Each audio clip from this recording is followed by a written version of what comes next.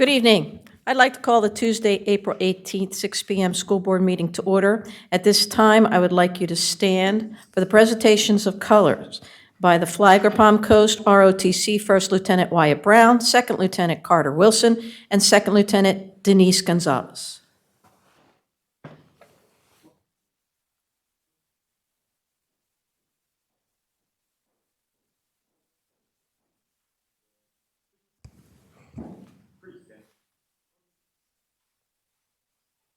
Pledge allegiance.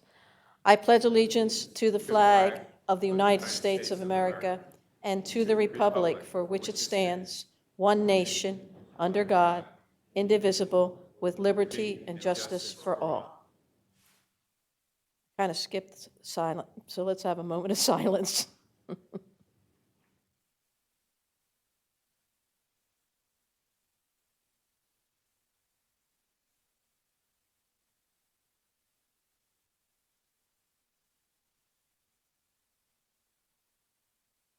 Thank you, and be seated.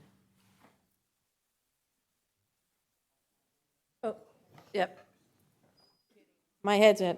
Okay, now we can retire. Ready, national anthem. We don't have to sing this time.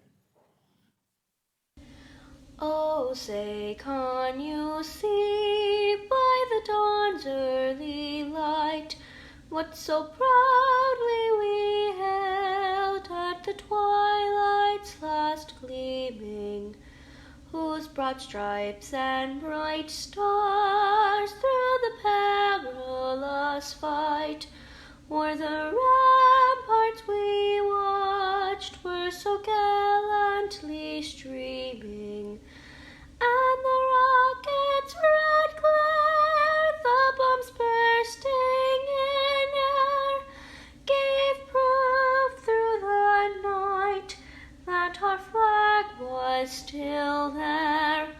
Oh, say, does that star-spangled banner yet wave o'er the land of the free and the home of the brave?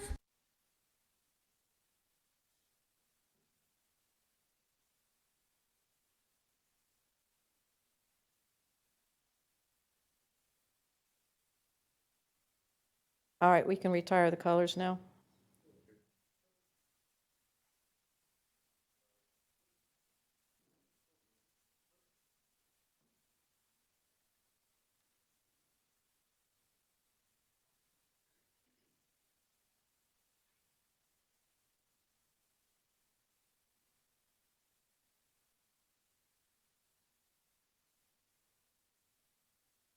Thank you, and be seated.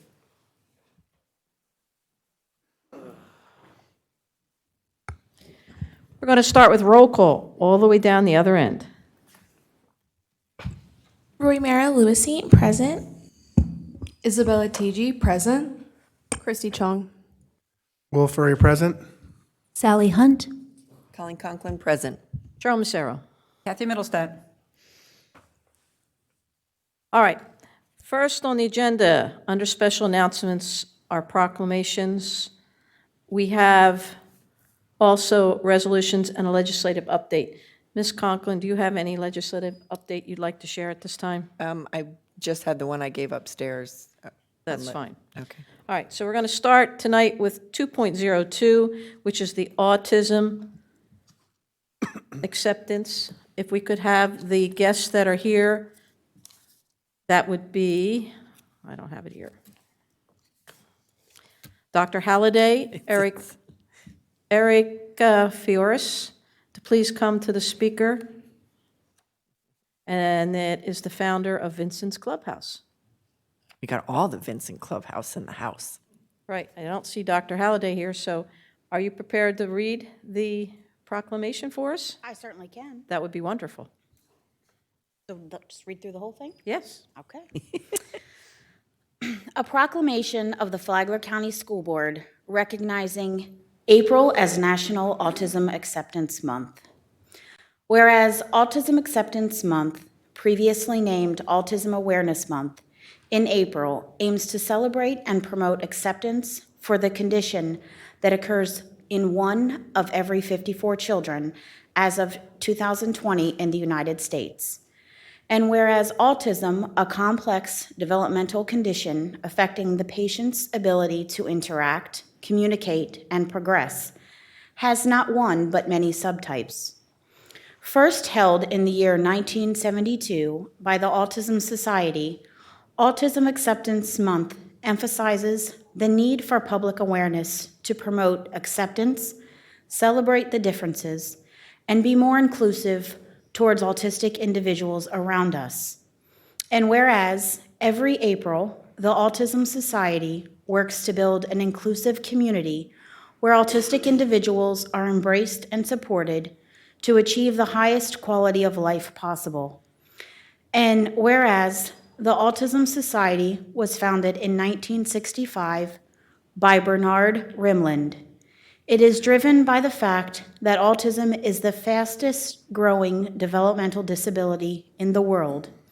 The Autism Society hosted one of its first nationwide efforts in an awareness campaign called the National Autistic Children's Week in 1972, which subsequently evolved into the Autism Awareness Month, earmarked in April. And It was out there.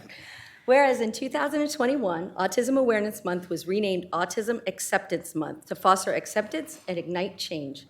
The Autism Society deeply understands the need to foster awareness and acceptance to ignite change and a healthier lifestyle through improved opportunities for people with autism. The organization caters to more than 600,000 people living under the autism onslaught, using tools like community partnership with organizations, digital and print resources, along with events and referrals to spark empathy and inclusivity. And whereas with the autism diagnosis rate increasing fast, we take these 30 days of April to celebrate the differences, learn more about, and empower autistic individuals.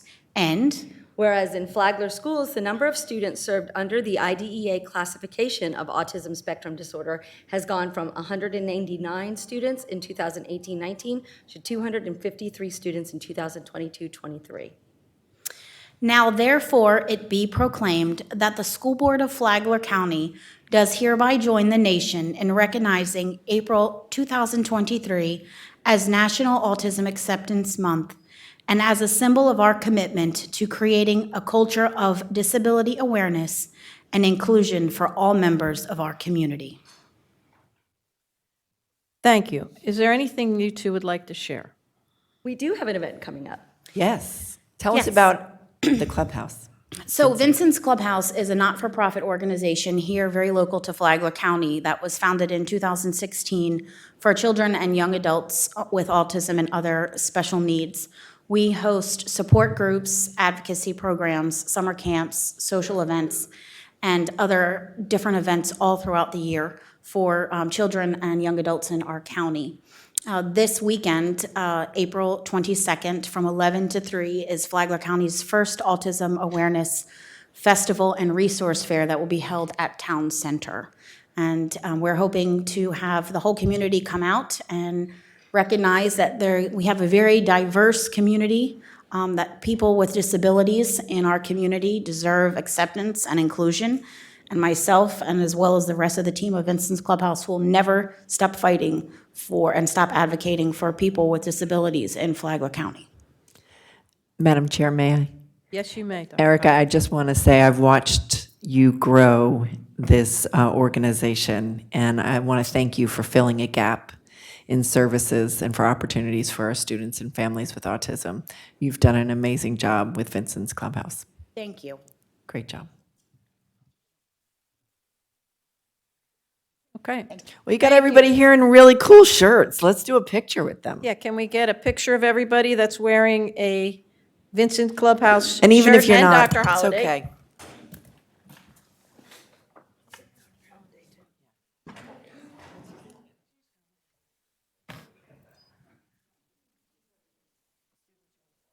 Get in the middle. Yeah.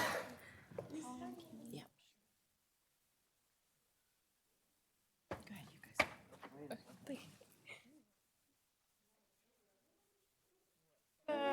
That's all right, Jason will tell you. Front row, move over a little bit. Yeah, like cock right here. That way, you got it. Perfect. Big orange guy in the middle. All right, here we go. In 1, 2, 3. Thank you very much. We're good. Thank you. Thank you all. Thank you. Coming, cheer coming.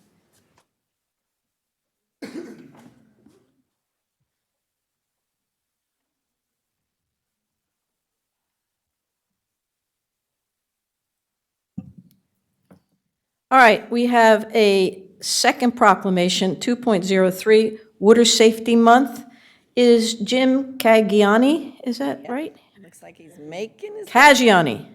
Okay, Thank you. welcome. Hi, I'm one of the co-founders of WaterSafe, and we will talk about that after we read this. Thank you. Whereas, this is a proclamation by Governor DeSantis, whereas swimming and aquatic safety-related activities contribute to the good physical and mental health and enhance the quality of life for all Floridians and visitors. And whereas education in water safety helps prevent drowning and water-related injuries. And whereas with 18 miles of beach within Flagler County, plus hundreds of private pools, lakes, canals, hotel pools, and the danger of drowning is everywhere. And whereas WaterSafe, founded in 2016 as a community response to child drowning in our community, has offered free swim lessons and scholarships to local children. And whereas more than 500 children have completed swim lessons at the Belterre Swim and Racket Club since the program's inception. And whereas Flagler County is fortunate to have another resource for swimming lessons in Aquafin to partner with WaterSafe. And whereas it is important for everyone, including children, parents, and caregivers, to be aware of water safety rules and programs in order to prevent drownings and recreational water-related injuries. And whereas Water Safety Month in Florida is an opportunity to promote water safety and provide education in the prevention of recreational water-related injuries, illnesses, and deaths. Therefore, now it be proclaimed that the school board in Flagler County does hereby join the nation in recognizing May 2023 as National Water Safety Month as a symbol of our commitment to the creating a culture of disability awareness and inclusion for all members of our community. Dated the 18th day of April, 2023. Thank you very much. Thank you. Thank you.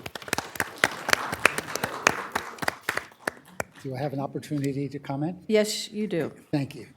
WaterSafe was started in April of 2016. So this is the 7th year of WaterSafe. It is a 501c3 charity. This year's that WaterSafe event that I was showing you a poster of is an annual free event that serves the community of Flagler County. It was started with the cooperation of your pool supervisor as one of our board members, myself, Dr. McCabe, who is the medical director for Flagler County Emergency Services. And we have been successful, as was mentioned, over 500 kids have gotten the swim lessons. But I also want to emphasize that your involvement also brings income to the pool that you are deciding the fate of. We depend on that pool to bring our free swim lessons that we pay the pool for providing. So it is a very important thing that I would hope you recognize in your decisions about the Belterre Swim and Racket Club. And I thank you for allowing me to speak. Thank you. Thank you. Thank you for all you do. Thank you. Okay, we have one more proclamation, and it's the School Library Month proclamation. And I'm going to ask my colleagues up here to assist me with the reading of this. We'll start with Ms. Chung, and if each of you would read two items. Whereas April 2023 has been designated the 38th Annual National School Library Month, and whereas school libraries provide materials for teachers and students that will encourage growth and knowledge, and Whereas school libraries provide materials that will develop literacy skills, culture awareness, aesthetic appreciation, and ethical standards. And whereas school libraries provide materials that reflect the ideas and beliefs of different religions, religious, social, political, historical, and ethnic groups and their contributions to the American and world heritage and culture, and Whereas school libraries provide access to both physical and digital books to encourage children to read for pleasure, and whereas school libraries provide materials to meet individual needs, varied interests, abilities, socioeconomic backgrounds, and maturity levels of the students served, and Whereas school libraries serve as positive environments for all students to access and engage with a well-managed library that provides for free expression and access to ideas, and whereas we acknowledge that we must work together as a community to increase awareness about child abuse and contribute to promoting the physical, social, and emotional well-being of children and families in a safe, stable, and nurturing environment.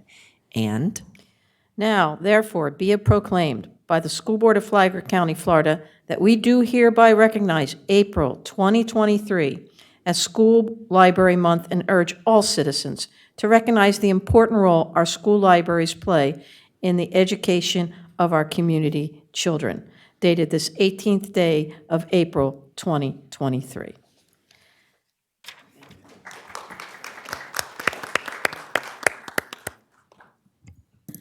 All right, we're going down now to 3.01, Superintendent Middlestat, do you have a spotlight to share? Yes, thank you, Madam Chair. Good evening, everyone. Tonight, just kind of want to put a spotlight on our communication goal. Communication is aligned with our guiding principle, where we are trying to ensure that we're trusting and respecting for everyone. And part of what we do each year is we launch a parent community survey so we can gather input back to determine how we're doing, and so we can add this to our strategies for next year. So I want to highlight two things that we have notated in the community results that came back to us recently. One is a positive trend in increases with our social media outreach when we're talking about engaging more community members and families and listening to what they have to share. The other part of that survey was that our families are very satisfied with the information that our schools are sharing, but more importantly, that they can in turn share their ideas back to our school leaders, and so we can make sure that we're using that information going forward to continue to grow.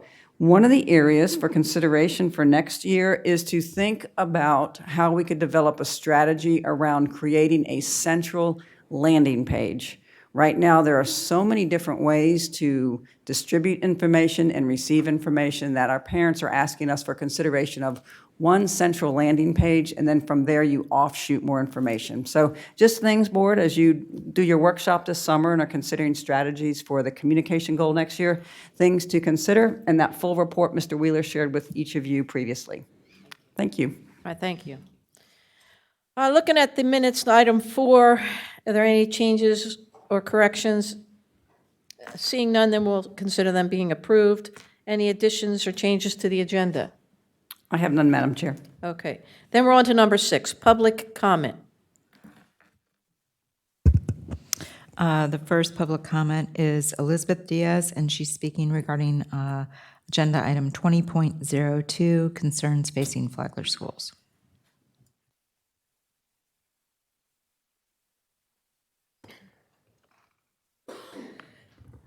Good evening, Board Chair, Ms. Massaro, School Board, and Superintendent Middlestat. My name is Elizabeth Diaz, proud president of the Flagler County Educators Association, middle school teacher, and my most prestigious achievement, the proud mama of 2 beautiful boys that attend our Flagler County schools. I will not sit here today and criticize or question your recent vote to non-reappoint Superintendent Middlestat.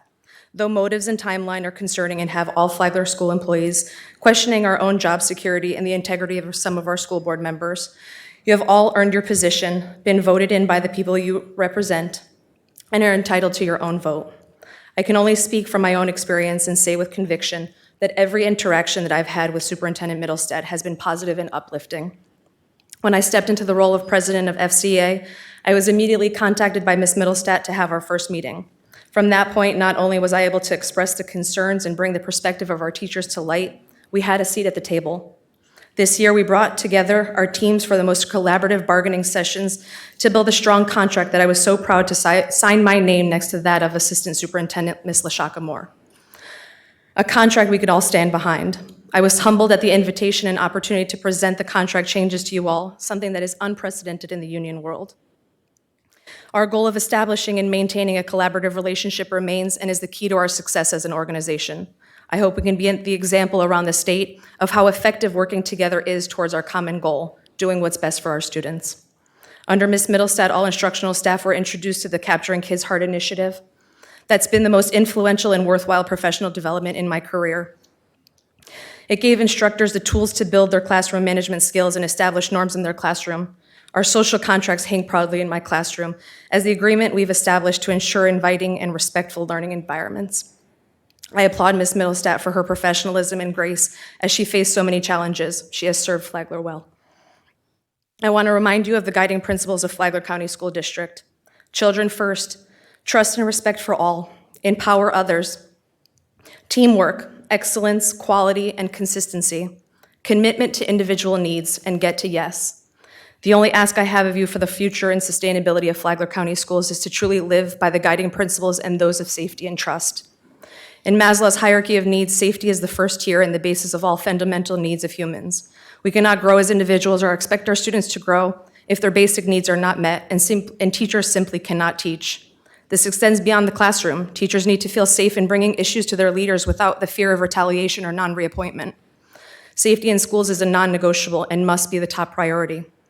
I sit back at times and can't help but question the paradox that exists in the school system. I'm trusted to protect our students, care for them like they were my own, and even take a bullet for them or ward off an intruder. But I'm not trusted to choose the appropriate curriculum or books for my class. Books being banned for inappropriate subject matter, but our students walk around with cell phones with instant access to everything we're trying to keep away from them. Thank you. Thank you. Anybody else? So that is it for the agenda items. The rest are non-agenda. Okay. All right. Before we begin the next section for consent, I just would like to explain that this will go rather rapidly because we've already discussed this at previous workshops, and we won't be discussing, I don't expect that at this point, just approvals. So we're going to start with resource and supports. That's 701 to 707. Are there any questions? 708. 708 on the next page. Got it. Move approval. Second. Okay, I have a move approval from Ms. Conklin and a second from Mr. Ferry. All those, any questions or comments? All those in favor? Aye. Aye. All those opposed? And it passes unanimously. Academic services, 901 to 902. Can I have a motion? Move approval. Ms. Conklin, second. Second. Mr. Ferry, any discussion? Seeing none, I have a motion from Ms. Conklin and a second from Mr. Ferry to approve 901 and 902. All those in favor? Aye. Aye. All those opposed? Moves forward. All right, number 10, operational services, 1001 and 1002. Can I get a motion? Move approval. Second. All right, I have a motion from Dr. Conklin and a second from Ms. Chong. Is there any conversation or discussion? Seeing none, I'll take a vote. All those in favor, say Aye. Aye. all right, aye. All those opposed? All right, so the motion passes unanimously. And the last one is number 11, which is the human resource. 1101, request board approval for personnel items. A motion? Move to approve. Chong, second. Second. Mr. Ferry. All right, I have a first from Ms. Chong and a second from Mr. Ferry to approve 1101. Is there any discussion? Hearing none, I'll call the question. All those in favor say aye. Aye. All those opposed? Passes unanimously. Okay. That concludes our consent items for this evening. I'm going down now to action items. We're going to start with academic service. It is 1601, renewal of contract for Imagine School at Town Center. Move approval. I have a motion, I need a second. Second. I have a motion from Dr. Conklin and a second from Mr. Ferry. Any conversation? Seeing none, I'll call the question. All those in favor? Aye. Aye. All those opposed? It passes unanimously. All right, going down to 18, Human Resource Services. 1801 to 1803. We'll start at 1801. Request board approval for Insurance Committee recommendations. Need a motion? Move approval. Second. Anna Chong. I have a first from Mr. Ferry and a second from Ms. Chong. Any conversation or discussion? Any comments? Nothing. All right. All those in favor say aye. Aye. Aye. All those opposed? Motion passes. 1802, request board approval for updated job descriptions. Director of Custodial Services. I need a motion Move to approve. and a second. Second. All right, so we have a motion to approve from Mr. Furry and a second from Ms. Chong. Any discussion? Hearing none, I'll call the question. All those in favor say aye. Aye. Aye. All those opposed? It passes unanimously. 1803, request board approval for updated job description, youth specialist. I need a motion. Move to approve. Second. I'll second. All right, I have a first from Ms. Chong and a second from Ms. Hunt. Any conversation? Hearing none, all those in favor say aye. Aye. Aye. Are those opposed? Motion passes unanimously. All right, we're down to 20, school board attorney action. Ms. Gavin, request to approve changes to policy 526, which is the administration of medication. This is to add actually Narcan on our campuses and how our nurses, our school nurses would handle that. We have a motion to approve with Ms. Conklin. I need a second. Second.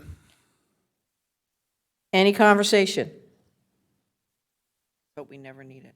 Let's hope we never need it. All those in favor say aye. Aye. All those opposed?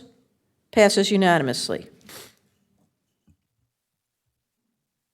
20.02 Superintendent Search. Ms. Gavin. At this time, Board, I am presenting to you your options for moving forward with your superintendent search. Your decision tonight is whether or not you want to go ahead and either have staff conduct the search, go ahead and use FSBA to conduct the search, or whether you would like to do a letter of interest where FSBA could submit a letter of interest along with other prospective consulting companies. I'd like to move approval of contracting with Florida School Board Association to conduct the search. I'll second that.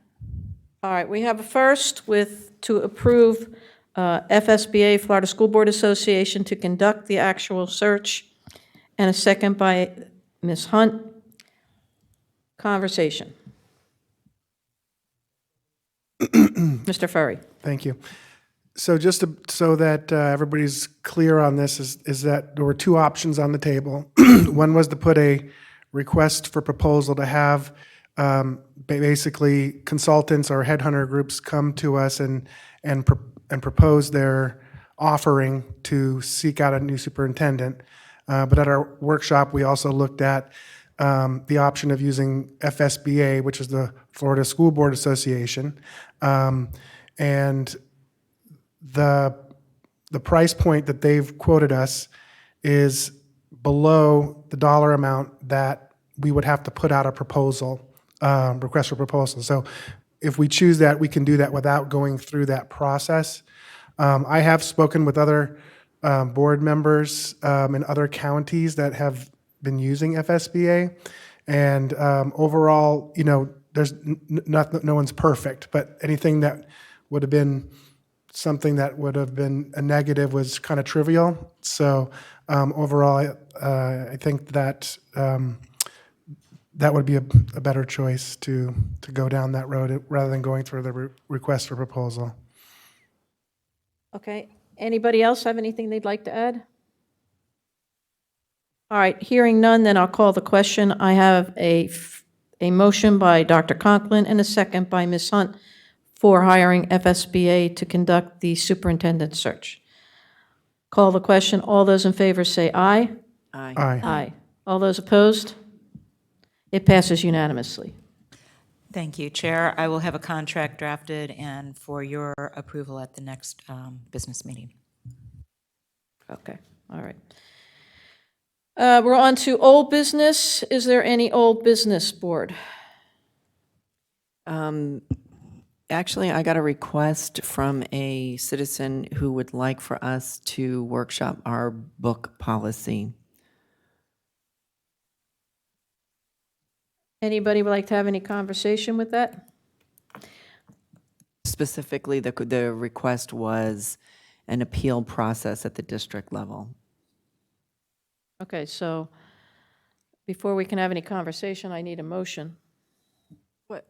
I need some more info. No, this is just for consensus. Is there consensus of 3 Yeah. board members who are interested in having a workshop on our current book policy with respect to the appeal? If we've got 3 members, we will place it on the information workshop. Yeah. Just to review the policy. The current policy, yes, that would be I'm assuming we're talking about media, or is it in? Media, Medias. book, media. Is it the book challenge process, or is it the? It's the process. Okay. The request I got from a constituent was about the process. Okay. Yeah, I think it'd be worth taking a look at that. I agree. We need to make some updates, I think. It's been in for 1 year. I mean, we were all floating with not knowing what we needed with the major changes, so. Yeah. Okay. Okay, so yes, that's a yes. We have a consensus. Do we have a consensus of who you would like? Do you want some media specialists there, or, I mean, or just you all We'll talking just have a amongst discussion yourselves? about the Okay. process. Thank you. Any other old business? Mr. Would that be Ms. Hunt? oh, please. Yeah, I'd like to bring up some discussion here. This is an unfortunate thing that I have to bring up here, but it has to be addressed. This is in regards to the conduct of our board chair after the last vote for the non-renewal of the superintendent. And it is clear that some of the comments that you made about your fellow board members were unacceptable and divisive and not true. And saying things like, we don't have the best interest of Flagler schools, that you've lost trust in us, is unacceptable for a board chair to communicate that. I'll remind you that in our procedure manual, one, you're to preside over all board meetings following Robert's Rules of Order. And after the last meeting, you adjourned it before you allowed anybody to have closing comment. Secondly, be responsible for promoting a cooperative team atmosphere among the superintendent, board members, board attorney, and the board office staff. That clearly does not fit with your comments. Also, set aside personal views when speaking or answering correspondence on behalf of the board. So if it is true that you've lost trust in us, Chair Massaro, when we were elected, we weren't elected to work for you. As a matter of fact, I think that after those comments, that you need to work on regaining the trust of all the thousands of people that voted out for us to make that decision. Does anybody else have anything to add to this, these comments here? I had added things in my closing comments, but notes. I believe you set a precedent for the future of our board and how we choose to treat each other going forward. I've lost confidence in you as well. I thought we were off to a great start. It's not okay to be so divisive just because the vote did not go your way. I find this to be unprofessional and a form of an intimidation and control that I will not tolerate. And I think that we should possibly consider that there could be consequences for that. Anybody else? Well, since I'm included in this, I will share. Of course, I have been really. I don't know what my verb is here. Certainly disappointed at the almost campaign to discredit and disparage. I'm just going to speak for myself. My character. I have a tremendous background for this role. Liz, I will tell you, I worked my guts out, me and my family, to earn this seat because I care so much. There has been this narrative put out there, and just so that everybody knows how it works, you have someone who finds a piece of information, if it's from a personal note that someone has shared, and you have that blogger or that reporter say, hey, get with me right now. Answer my call right now so that I can interview you. If I'm in the middle of a birthday celebration or time with my family, I did not sign up to be on call to defend myself constantly to rumors. So the fact, I will say that at a minimum, our chairperson has added to this just gross narrative. I now exist as this villain, which is just gross. If you watch the footage from the workshops, you will hear me fighting for working parents, saving them money, saving paraprofessionals money. So yes, I will say, I have talked with Andrea Messina with FSBA about this, and she said we're in a storming phase, and we need to get through that. It does not help Flagler schools for this to be yet another dysfunctional board. And I have remained silent so many times for the sake of peace, which has really meant that now I exist as this person who is the opposite of who I am. And Chair Massaro, I am upset by the fact that you were a part of that. You've made quotes that are just not true. So yeah, I mean that's. I will thank you for bringing that up because I do appreciate the time to be able to share a little bit about that tonight. Ms. Conklin, you have anything to add? I will say this. I'm disappointed that we're having this conversation publicly right now. You can laugh all you want, but we're in the middle of looking for a new leader. And we could have had this conversation during a workshop. I think it's inappropriate that we're having this conversation now while we're in the middle. Excuse me. Excuse me. Excuse She me. has her say. Excuse me. I think it's inappropriate as we're sitting here getting ready to do a national superintendent search that we're continuing to have this conversation on the dais. If there were concerns, they certainly could have been shared during the workshop instead of putting a show on for everyone else. I don't think that's appropriate. I think at this point in time, everybody is going to have their opinion on how this was handled or how it wasn't handled, but we are where we are. And at this point moving forward, we are going to have to all work together, whether we like it or not. And if we don't like it, we're all going to have to fake it till we make it. Because at the end of the day, how we present ourselves to this community and to this district, including children, is going to make an impact.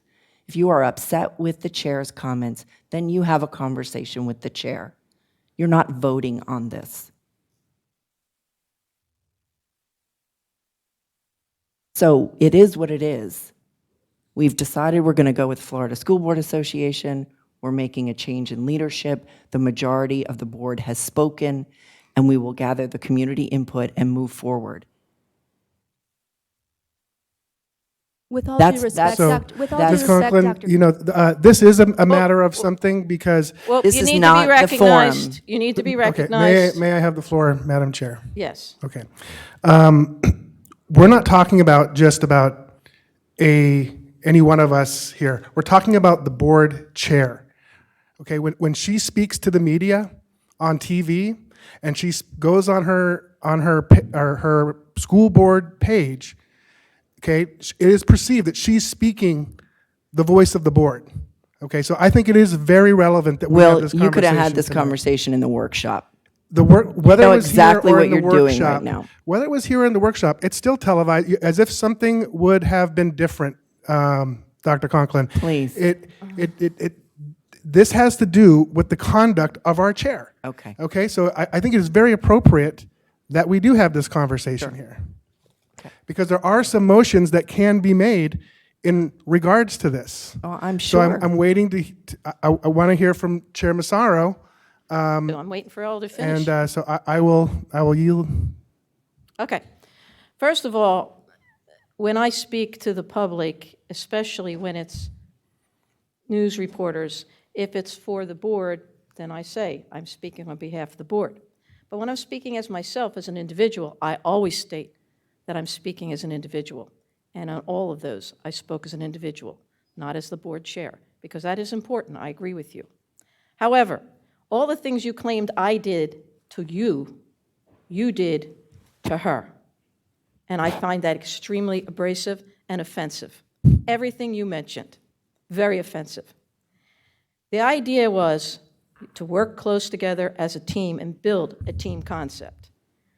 That special meeting, you had all of your minds made up before you got here. You disregarded the public that was here, which was embarrassing, totally embarrassing to this board. Totally disregarded them. You slapped them across the face. Coming back to ask these groups that had a lot to say and say, oh, I don't think they represent my constituents. Where were your constituents? Where were they? They weren't here. And if you had so many constituents that supported everything that you did, why did you have to go to the general election and not win in the primary? I don't know. I find that difficult, too. That's a good question, isn't it? I'm going to say this, team. I'm going to say I this, was in a team. three-person race, Madam Chair. If I could, Oh. let's remember, we are putting forward, Here we go. this is our board. So let's try to come back together. I also stated that I would work with this board to do the best that we can to hire the best superintendent we can find. That's all we can do. That's all we can do.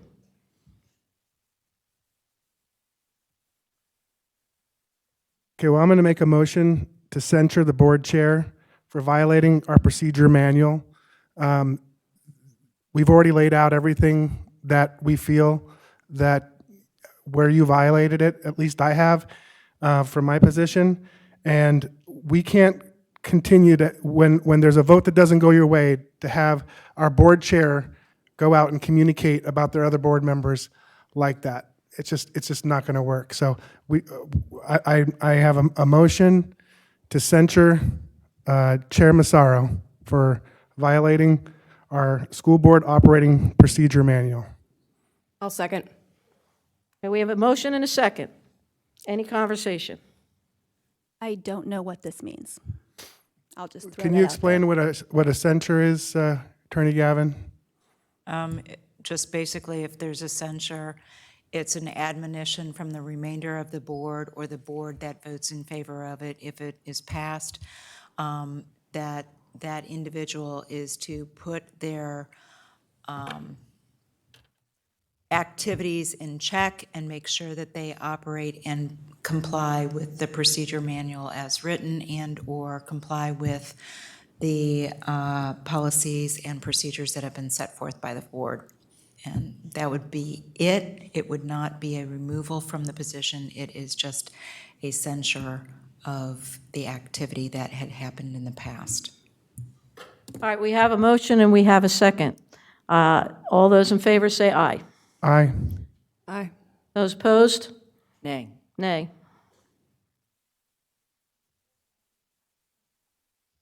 It doesn't matter, Need to Sally. recall the vote? It doesn't matter. Do we need to recall the vote? You Doesn't matter, Sally. have one that has not made their vote yet. Ms. Hunt has to vote.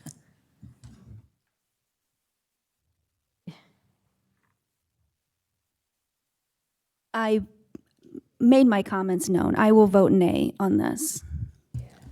Okay, motion fails. All right. Any other new business? We're up to public. Board, actually, I just want to confirm, at this point in time, we are going out for a new superintendent. We had previously begun the process of having a master board started. It would have started about next month. We are in the process, and I wanted to let you know, we are seeking to put a stop to that until you do have a superintendent in place and until you're in a different position where you're ready to go forward with the master board. So we're removing that because your superintendent does play a role in that. So I wanted to let you know that at this time, your master board training is going to be put in abeyance for a period, if That that's makes sense. Thank you, sufficient. Christine. Any other new business? Okay, we're going to public comment on any item on the agenda. All right, at this time, I would call Monica Johnson on working together.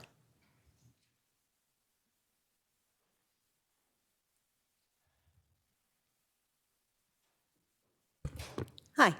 I'm so sorry. I'm so sorry. Did we, I mean, we were actually in the middle of old business. I had old business, but Will wanted to go, was ready to go. And then I feel like we went past new business. I had some new business and we're on public comment. Okay, we'll go back. We I'm got to go so back to old sorry. business. Ms. Hunt had some old business.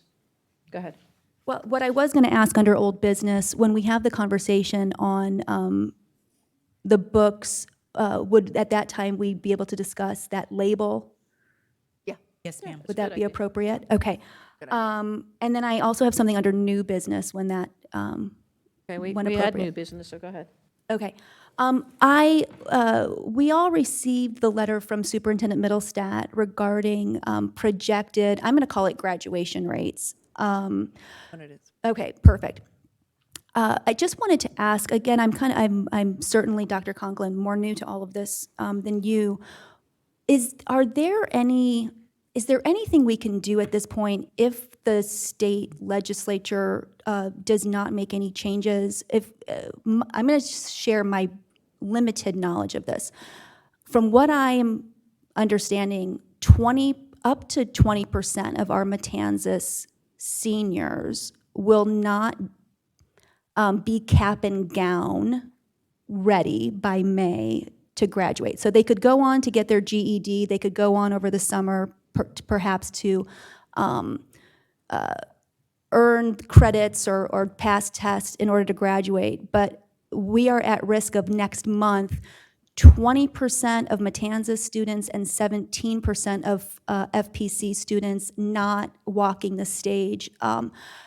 Again, this is kind of new to me. That seems, and I understand there's some reasons why, but I'm just asking on behalf of the community and those students, are there any intervention things that are possible at this point, again, if those rules are not changed, to help our students out to get them over the finish line?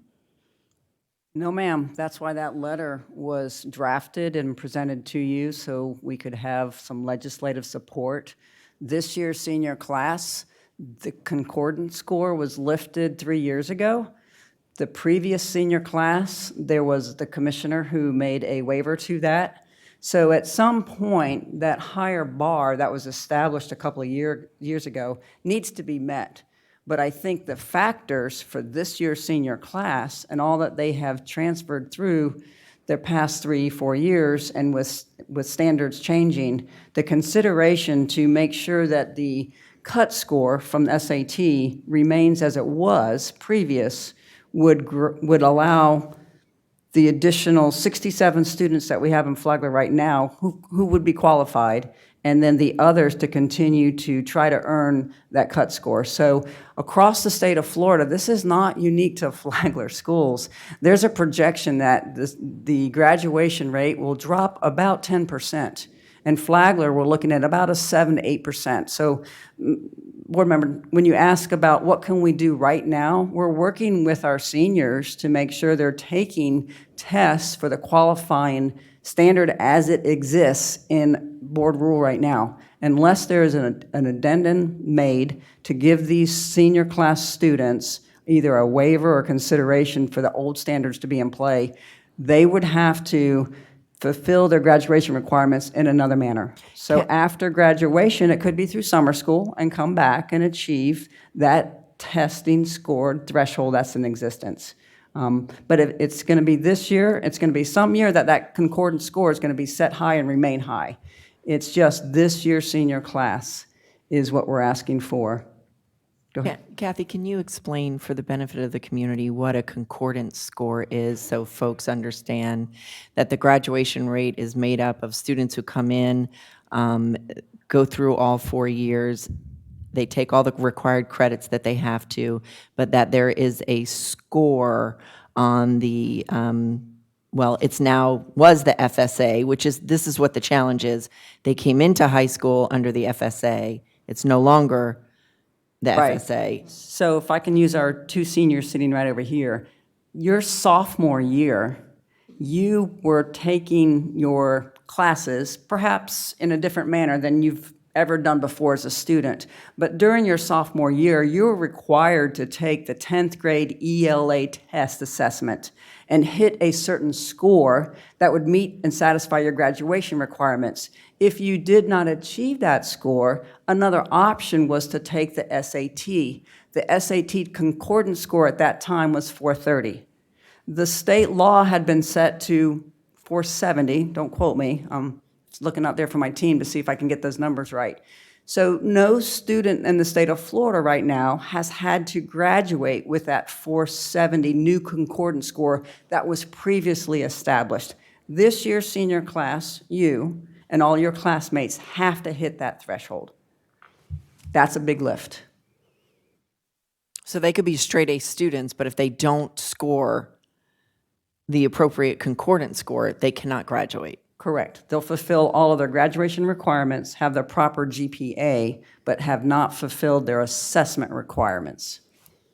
And I think that's really the question for me is I like to kind of take life as it is, not as I want it to be. And so I think about our students who have perhaps plans for this summer, summer jobs or whatnot. And so this may be I'm bringing this up under new business just because we don't know where this is headed, with legislation. And so I want, whether it's policy or whatnot, I want us to have, I want our seniors to be as successful as possible. And so not just for this graduating class, but if this continues, could this be something that's happening 23, 24? Superintendent Middlestat, you mentioned, you're working with those seniors. If any parents are listening tonight, if they are worried for their student, would they reach out to the principal at their school? Who would they reach out to for better support? Both our principals know who the students are who are in jeopardy of not achieving their graduation requirements. And so those conversations are ongoing. They've been utilizing some other, you're pulling up the, So we are very much engaged in making sure we're affording our kids every opportunity to meet that threshold. One of the new things you mentioned earlier, FAST, is the new assessment. This year's senior class is not eligible to take FAST.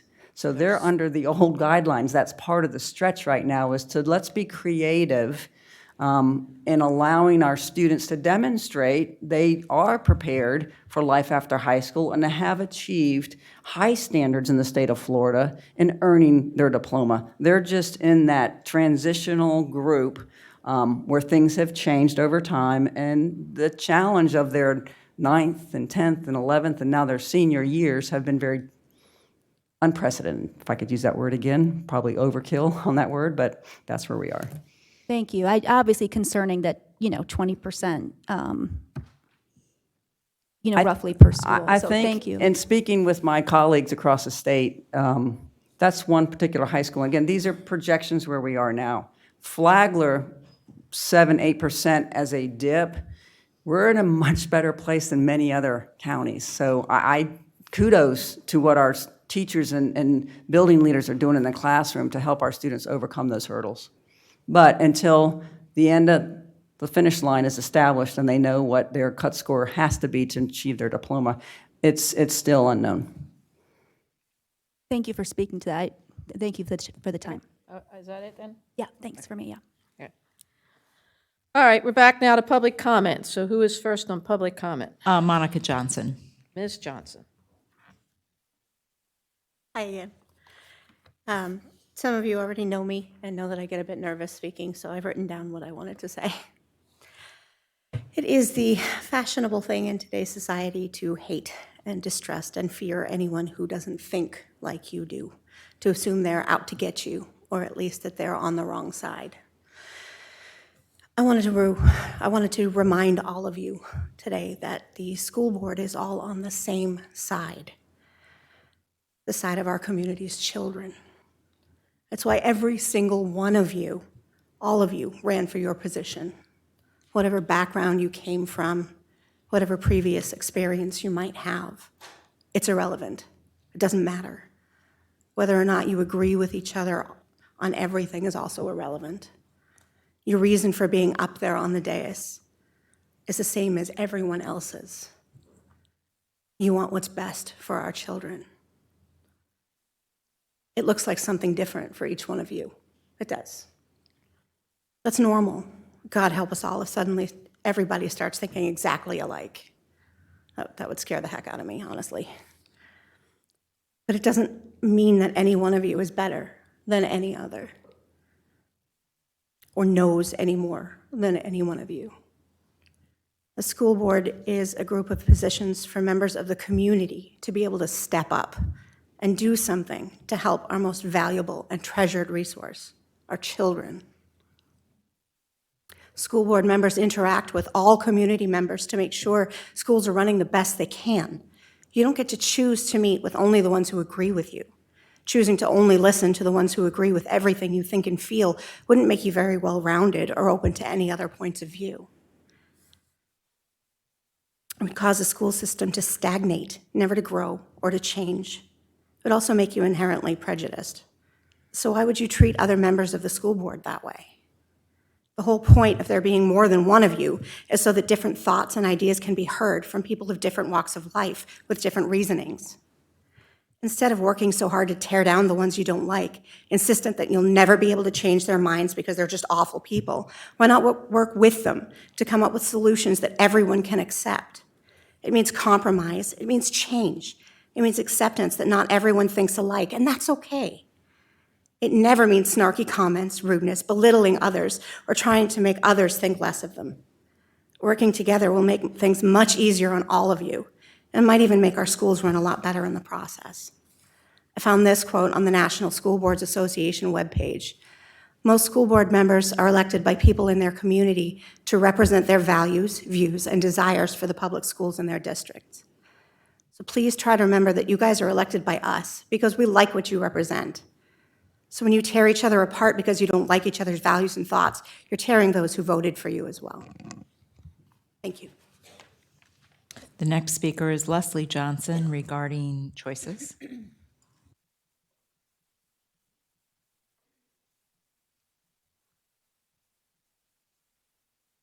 Hi there. Thank you for allowing me to speak. In addition to some of the things that have already been spoken tonight, I was very disappointed when I saw that video by the chair. I was disappointed because I know the chair to be very proactive for kids. And I am knowledgeable of the fact that a couple of years ago, you folks had a workshop with a couple of other former school board members with whom you had some problems. Didn't agree, didn't work out. You tried hard, but you had to be taught how to do it. It didn't happen miraculously. It's like a divorce.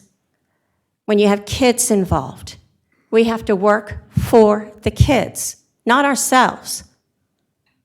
And when that video came out, I was offended on a personal level because you threw me under the bus. Not only were other members of the school board thrown under the bus, but you threw all of us who elected each and every single one of you for particular reasons. Because we liked what you stood for. We liked your values. We felt that you would work hard for our kids. That's why we voted you, not because y'all would get along. We have to learn how to get along, just like a divorced parents have to get along for the kids. That's what we're here for, the kids. And I don't believe that any single one of you would be sitting here had it not been for your deepest desire to work for our kids. So go, you folks who took that workshop, learn from it and help our new members learn how to work together. And we don't do that by bullying. We don't do that by throwing each other under the bus. We don't do that by disparaging one another. We can't. That does not inspire trust. Airing out your dirty laundry about your coworkers is not a good thing. You don't get to pick your coworker. You don't get to pick the ones that you'd like to work with because we elected you. You didn't choose. We chose you. So please, please find common ground. That common ground is the kids. Okay? We need you to be the leaders for our kids. And we don't need to be beaten up or to beat each other up. So I thank you very much for hearing me. Next speaker is Lisa Perkins, Chair's monologue.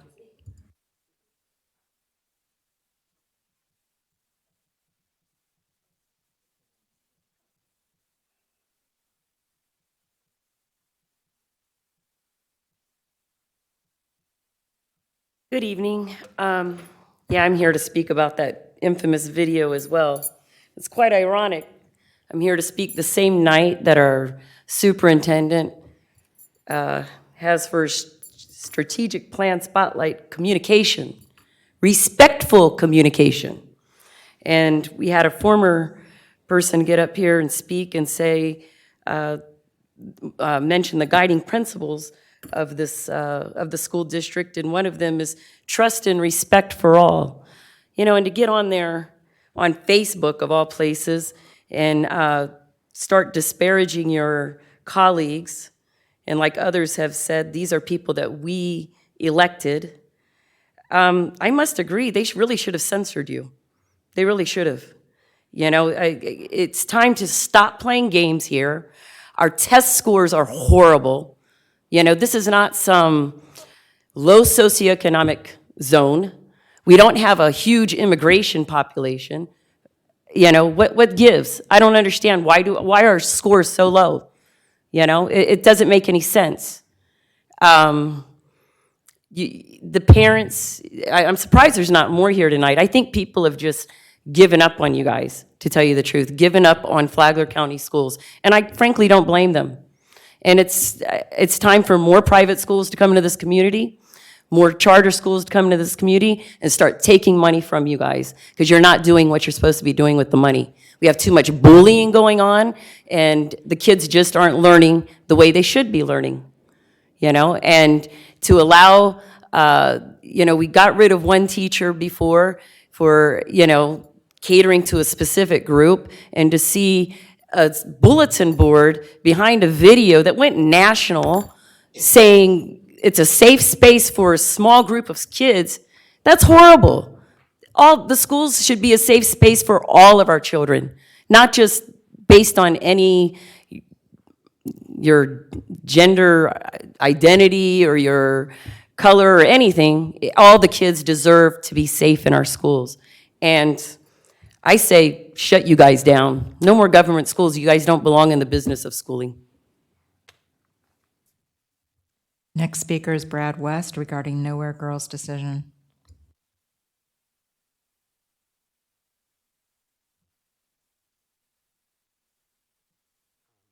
Hi, my name is Brad West.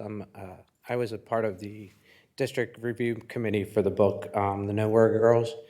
And I first want to thank the superintendent, assistant superintendent, and staff for their time and effort in managing the process, and my fellow community members who participated and invested hours of time to objectively evaluate the book. With that said, I'm also here to respectfully I disagree with the decision to overturn the staff and community's voices in 3 committees to retain the book and with no explanation. So I'm here appealing to you all to consider taking up the matter and evaluate the decision that was made. I thought about Grace, Rosina, Aaron, and the others in the book, what they would do in the face of injustice to our students and to our community. They wouldn't sit down, they wouldn't do nothing when something was wrong. They would try. So I hope you all take the time to seriously reflect on the Library Awareness Month proclamation you read earlier. Protect and free access to material and for students to learn and think critically is how we protect liberty for our students and for our community. So thank you. Next speaker is Joel Woolbright, former board member, new business.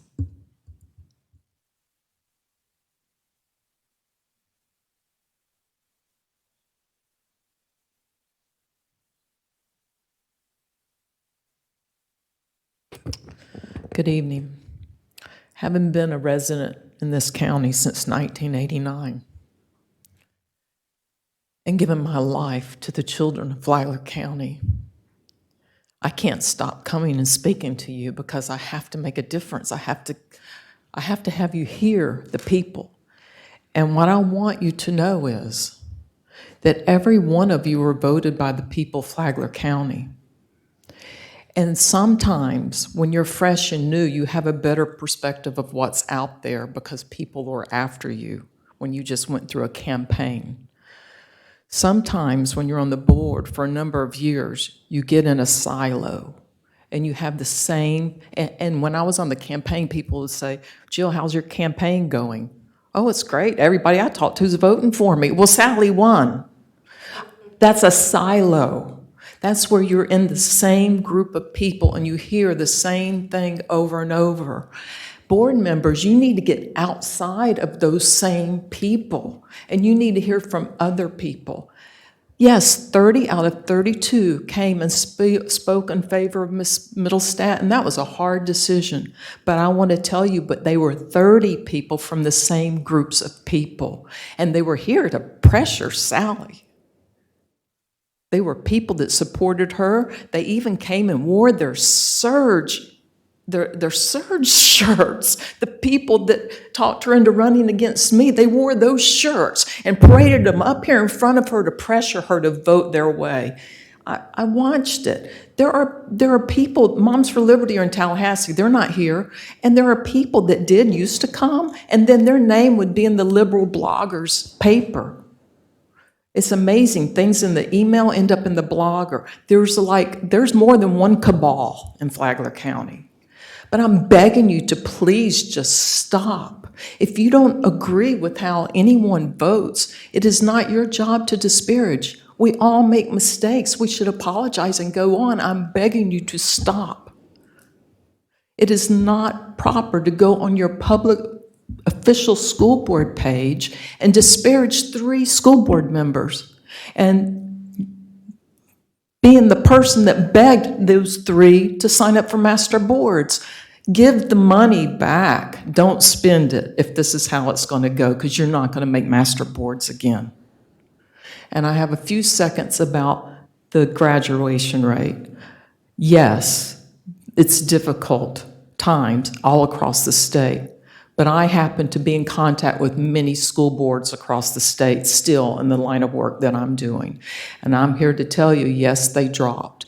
But what we're not talking about, and everybody's loud red flag should be going off, is Matanzas is looking to drop 14 points. FPC's looking to drop 3. Usually Matanzas way outscored FPC. Something's awry there. Look into it. Mike Cochiola, comments about Chair Massaro. Oops. Name's Mike Cochiola. The discussion you just had about our chairperson was appalling to me because I'm convinced that if anybody is going to be censured around here, it should be the members of this board who probably colluded with each other and they should be held accountable for violations of the Sunshine Law. I will say that it's clear that, Madam Superintendent, you had no chance. There was nothing you could do, no high scores, nothing you could have done, nothing you could have brought to this board and got those members to vote for you. They would not, because they are fighting their own culture wars, and you don't fit in their culture wars. You can tell by the discussion of some of the members that just stood up. The culture war that's being fought here in Flagler and in Florida and in this country is there are people in this audience, there are people in Flagler County, there are people in Florida and across the country whose goal is to degrade public schools and public teachers and force more money and more students into the private sector, where 82% of private sector schools are religious-based. They are affiliated with religion, and that's the goal. And you have to understand, this is the war that's being fought in this board right here. You may think it's about the kids. It is not. It is about values that I don't understand, but they hold those values. But they're culture warriors. They're called Christian nationalists. And that's what we're fighting against here. So I'm going to recommend to the remaining board members who may be listening to me that you stand firmly on your values and don't compromise on your values. You may get outvoted, but you walk out of here with your head high, and you can be assured that if the culture warriors, get what they want, which is a superintendent that is more amenable to their culture war, and get board members who are more amenable to their culture war, that you will see the public school system in Flagler County just simply go bad. So, thank you. Next speaker is Jennifer Valle on board issues.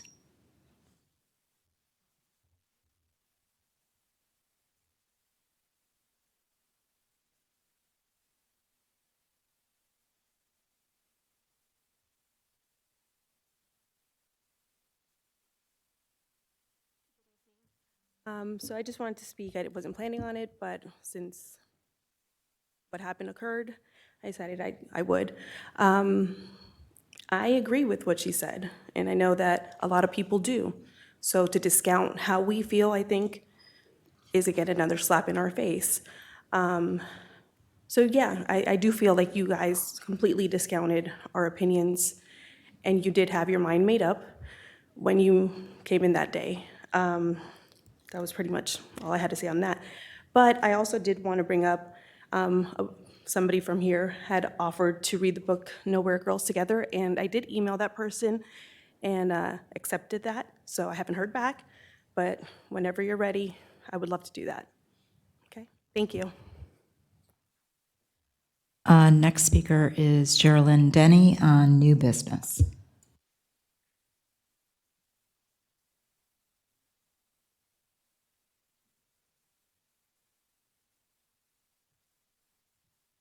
Thank you so very much for the time today.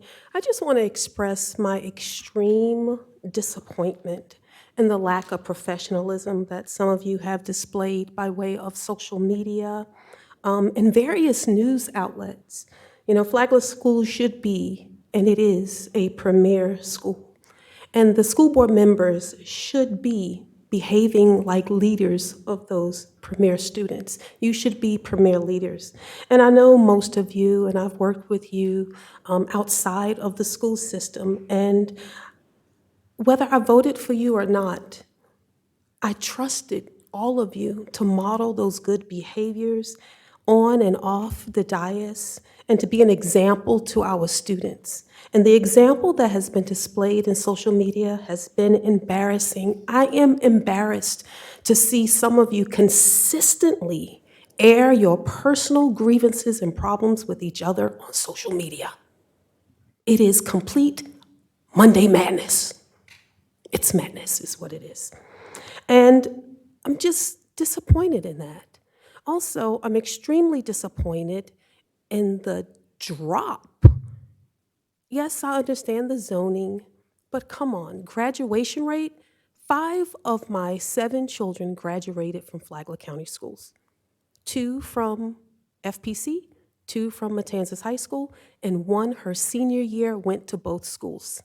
And I am completely and utterly aware of the lengths that principals go through to make sure students graduate. 14 points is a drop. It's not a slip, it's not a boo-boo. There's a problem there.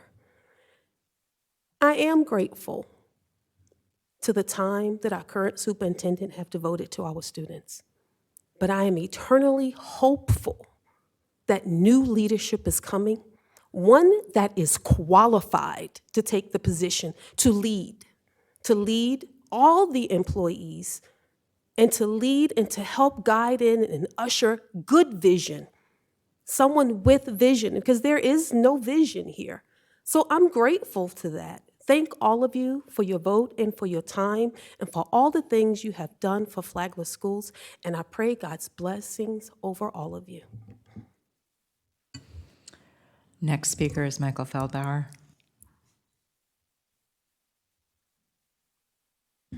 Thank you for the opportunity to come speak to you today, Madam Chairman, board members. I feel I'm a little different up here today. I'm here to celebrate what you've done tonight. It's been a long process, and I appreciate all the work you've done, and I'm talking about redoing the medical portion of the school thing, allowing Narcan to be presented in our school to possibly save lives in the future. We all hope that we never have to use it, but I think in this particular case, our board has taken a lead in the whole state. If I'm not mistaken, we'll be the second school district in the state to actually have it, but the first school district in the state to actually have a written policy that I imagine other districts will look at very closely and copy to get that into our school system to possibly save lives. So I'm here tonight to thank you for what you've done. And I appreciate it, and I know there was a lot of hard work that went into it. Ms. Gavin, I know you were initially, you spent a lot of time with it, and thank you very much. So to all of you tonight, from me, from the Flagler County Drug Court Foundation, who has been the promoter of this particular policy, we thank you, and thank you, and thank you, and you will be thanked in the future if it ever happens to be used. So we do appreciate it. I'm not going to take up any more of your time, but thank you for what you've done. Next speaker is Renee DeAngelis.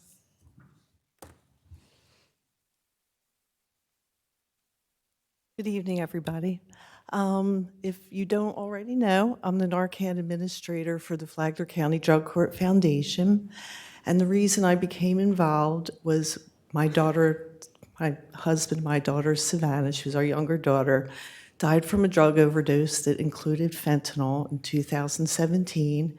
And in 2018, I became something of an activist, my husband along with me, because we did not want to see other families go through the devastation we went through. And now we've gotten to this point where we have Narcan will be available within the schools. You guys don't know what it means to me. I feel like it's like the biggest achievement of my life. My daughter would have been 29 years old in 3 days, and she thanks you. And I hope this serves as a catalyst for the rest of the state and our country to do the same things in all the school systems, and I believe it will. And maybe it'll start to make a change with this epidemic that we have. And a silver lining is you voted on it unanimously, and it can be done. So thank you all.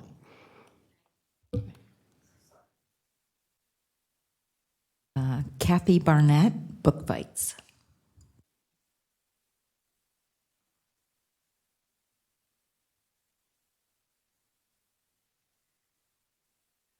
Hello, everyone. Thank you. I wanted to talk about, I guess, more ask some questions. I know you can't answer me, but maybe we could funnel this out to the public. Basically, I just want to understand what the policy is for when there's fights in school, discipline, when there's a threat, and the school gets, nothing comes from our schools. We hear it from social media, from other kids and posting, and I'm not really sure.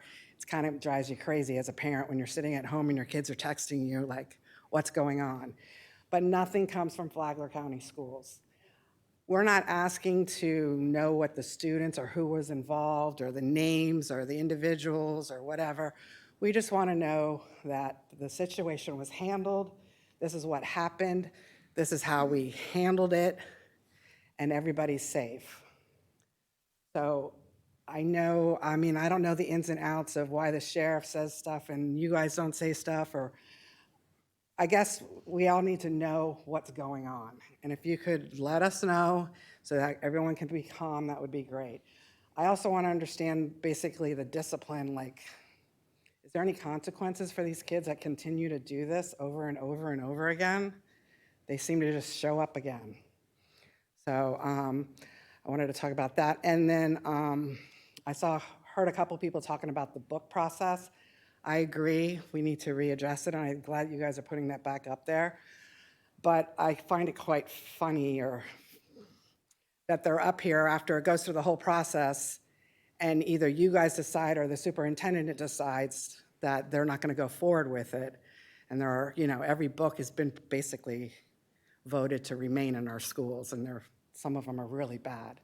But so I thought it was comical that they're up here saying after how many books that were challenged, that we all challenged them. Parents read and did the same thing and went to the meetings too, and we didn't, have a fit about it. You guys decided to keep it, and we dealt with it. You know what I'm saying?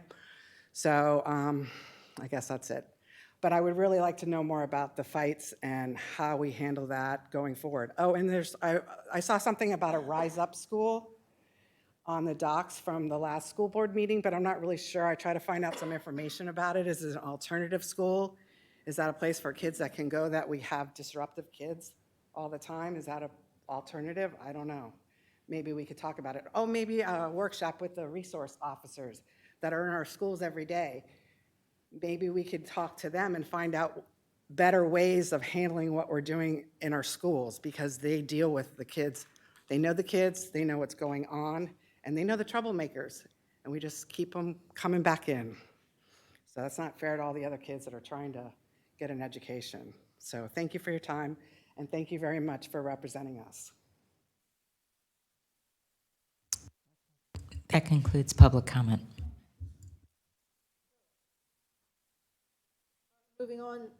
Moving on now to closing comments. We'll start with our students, the far end. What's happening? Okay, so I wanted to talk about the Student Summit that is happening April 29th. It's a great opportunity for all students. So if you are available to attend, I would highly encourage you to do so. Students who attend will be able to get 10 hours of community service. And then also I would like to talk about all things FPC. So tonight we have a choir showcase. I hope they are doing really well. And I just want to say, yes, that's all. Yeah. I would also like to highlight our Teen Town Hall Summit that's going to be happening here at the GSBU building. Like she said, April 29th from 10 a.m. to 3 p.m. We have many important topics we're going to be talking about, including bullying, texting, and dating violence. then we have Let's Make a Truce, No More Substance Misuse, Implicit Bias, Emotional Well-Being, and Know the Law Escape Room. I think this is going to be a very beneficial event for all the students in Flagler County. And I would also like to say that I'm very proud of our board for putting Narcan in our schools, because as much as we do a lot of drug misuse prevention through classes, our Wellness Wednesdays, our teen town halls, it's always just good to be prepared in case something happens, rather than look back and say, oh, we could have done something to prevent that. So thank you so much.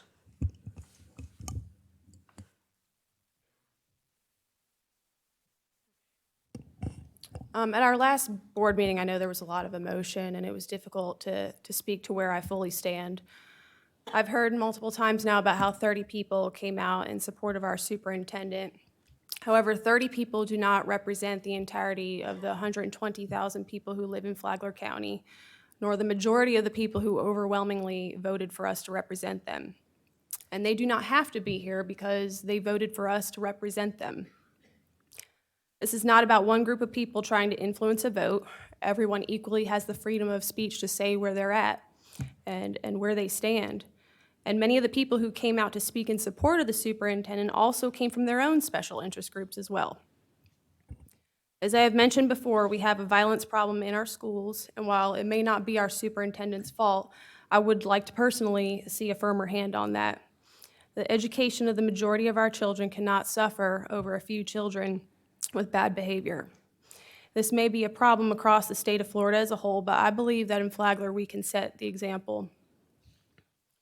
And Chair, I know you mentioned that you were speaking as yourself, and I understand that, but I work for a large company. I've always worked in big companies, and if I were to go out publicly and talk about my coworkers, it would be inappropriate and I would be fired.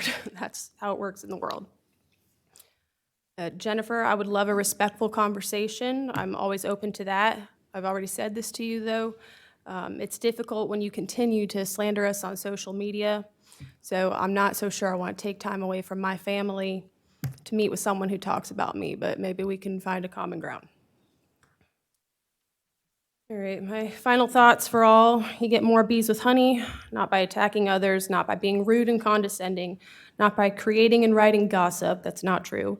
Many times it's much easier to get our point across and reach others not in what we say, but how we say it.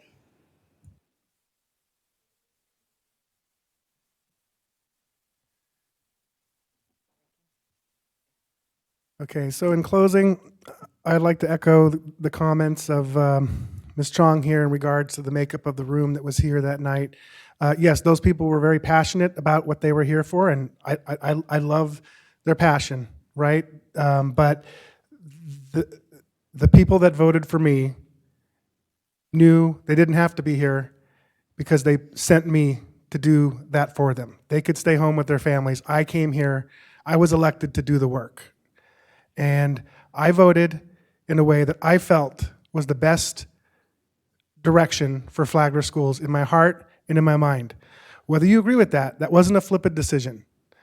And I really do believe that each one up here did their due diligence and came to their own conclusion on what was the best move forward.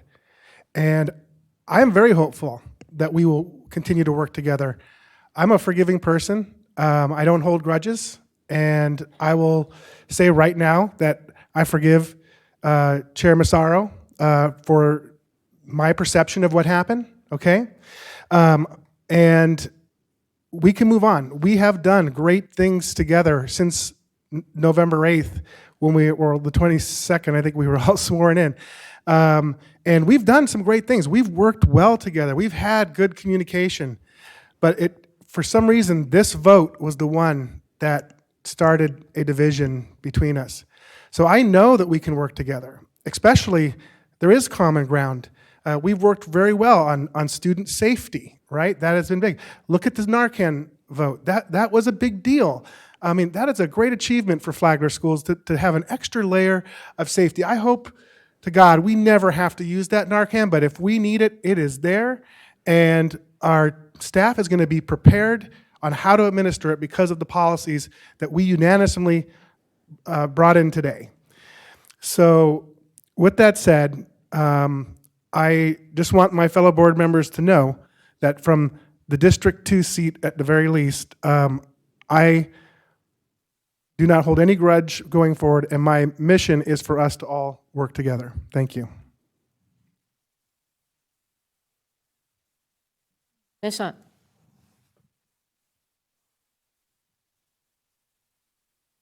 I will share a couple things tonight. First, it's come up tonight and earlier today, this idea of us moving forward as a board. And I want to speak to comments that I hear time and time again about bullying and fighting and threats and communication. And because I was elected by the community, I want to share that I know I have certainly, both in workshops and also in private executive session, I have very much tried to influence and impact on these different concerns and have not been successful so far.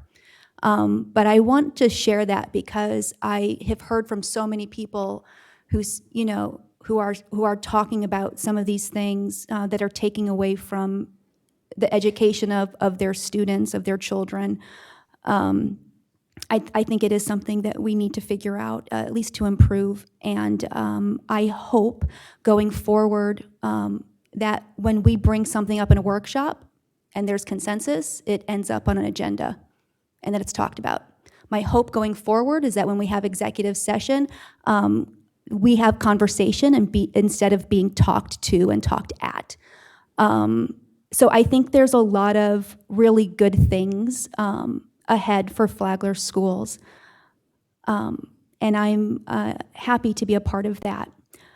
The other thing that I will share is I'm going to admit I'm just disappointed that a blogger to sell ad space has created this narrative as if I have completely 180 changed who I am. I will tell you the vote last week, my husband didn't know how I was going to vote. My best friend didn't know how I was going to vote. I didn't know how I was going to vote. If I'm being perfectly honest, the conversation was cut short. I thought we were going to have a conversation, not just present. And I was very much open to that conversation. And so I can't control, so many people have now come here and told me who I am, told me what was in my head, who I am, what I've become. I have been bullied. I've been threatened.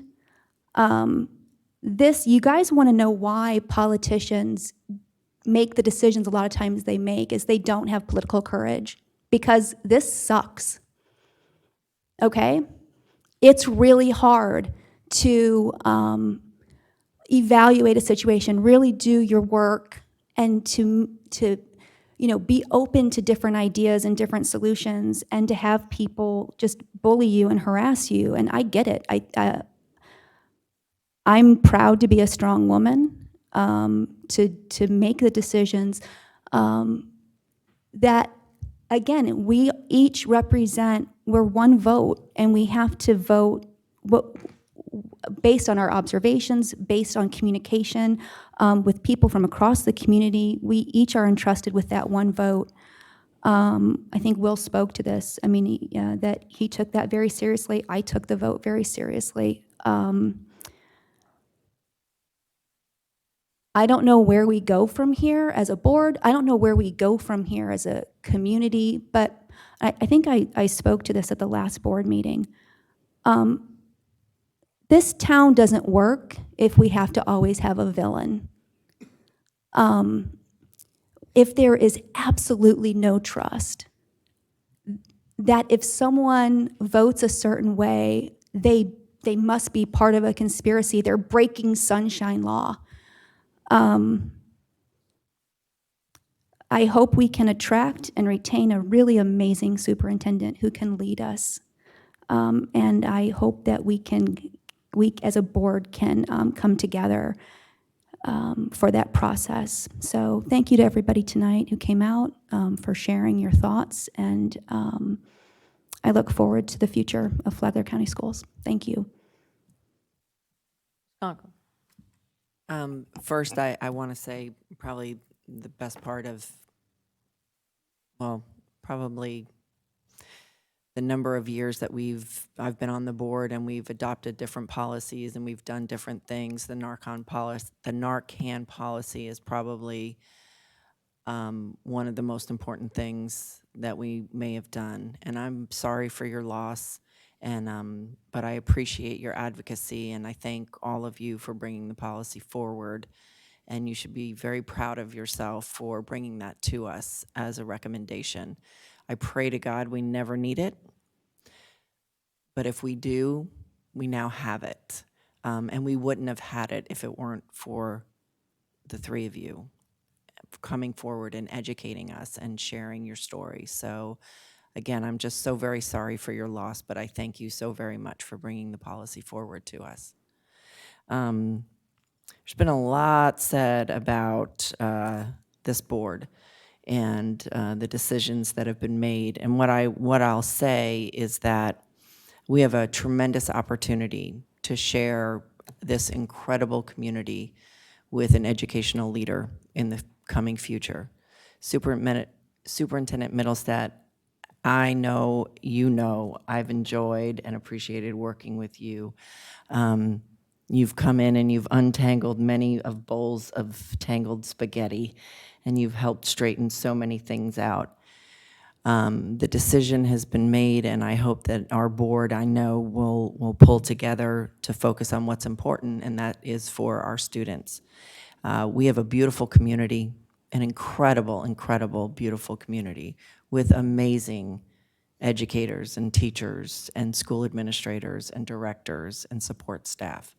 This is a dream of a place for someone to come in to lead us if we allow ourselves to be led. And so I think we have a responsibility to come together as a team and share the potential that this community and school district has. And then we need to work to support that and get out of the way. And so can't go back and rewrite history, but you can lean into what the future might be. And so I will always be grateful for my time working with Superintendent Middlestat. She's not going anywhere anytime soon right now.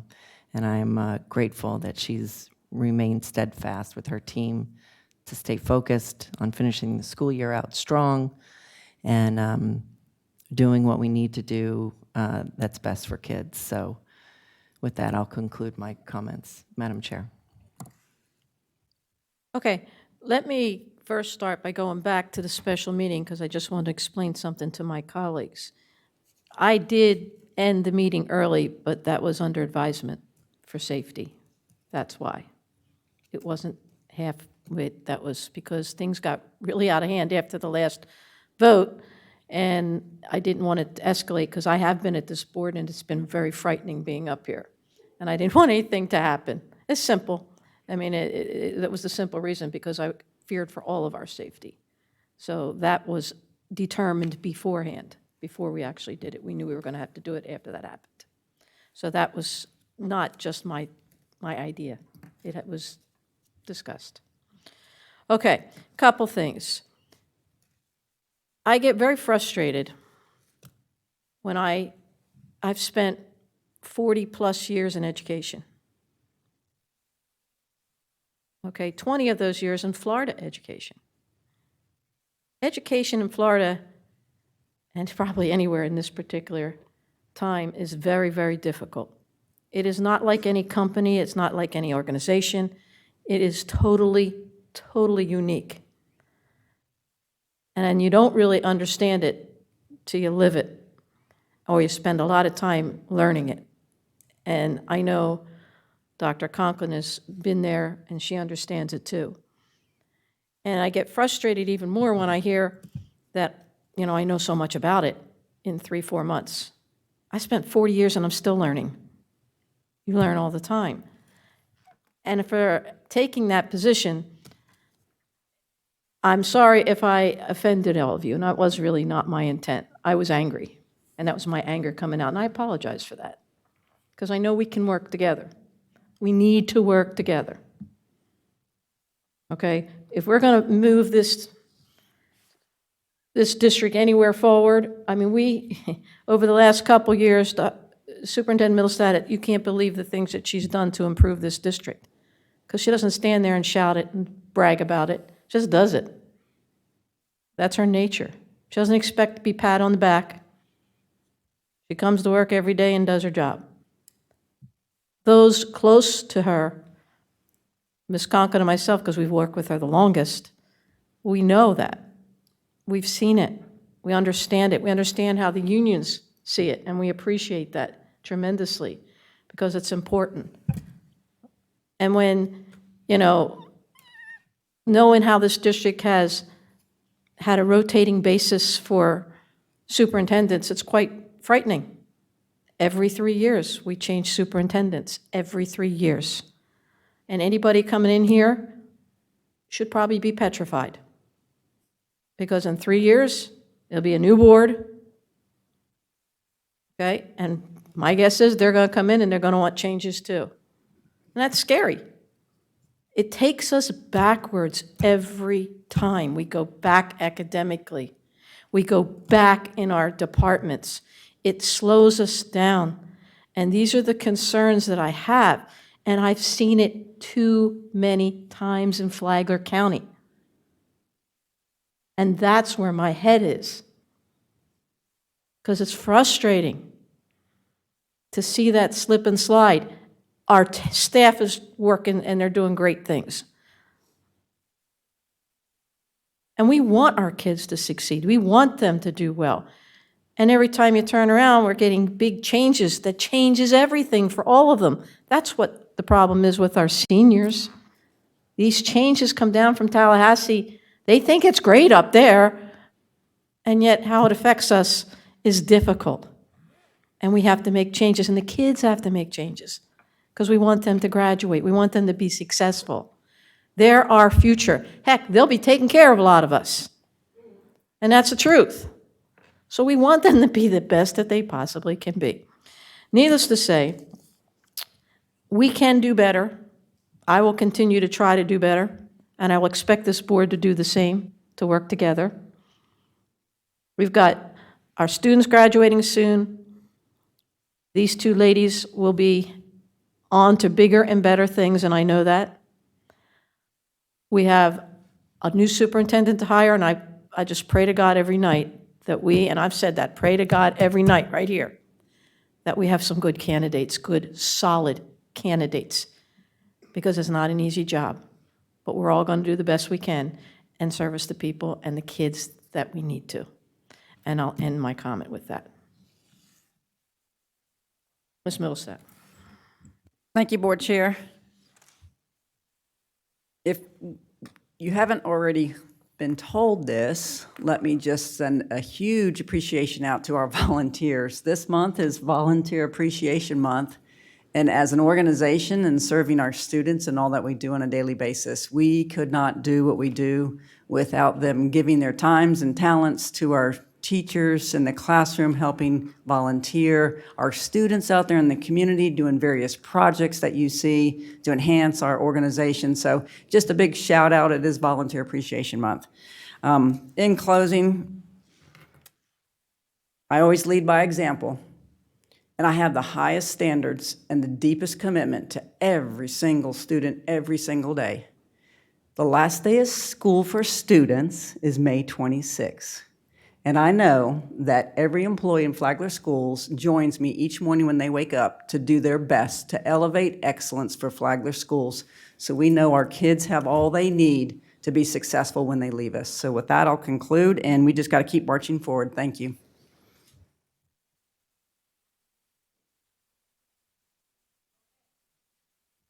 All right, so we're going ahead and we're going to actually adjourn this meeting as of 7:44. Thank you, and have a safe trip home.